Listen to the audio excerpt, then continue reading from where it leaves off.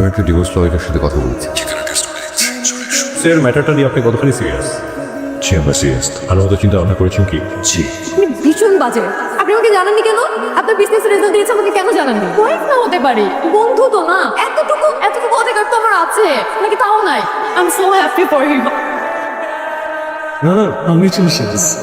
আপনি বিসিসি দেখেছেন, এটা তো খুবই খুশির একটা সংবাদ। আমার মনে হয় এরকম খুশির একটা দিনে আমাদের ডিভোর্সের মতো একটা ব্যাপারে সিদ্ধান্তটা না নেওয়া উচিত। আই ফিল আমরা এই ব্যাপারটাকে পোস্টপোন করি, কেমন? কি বলেন উকিল সাহেব?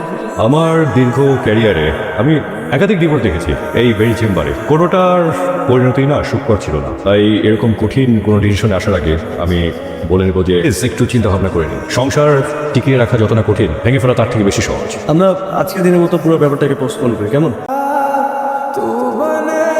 প্রেমা, তোমাকে আমার বেশ কিছু কথা বলা দরকার ছিল, তাই যেখান থেকে সবকিছু শুরু হয়েছিল এখানে সবাইকে ডাকলাম। বলো, তবে তার আগে বলো উনিকে।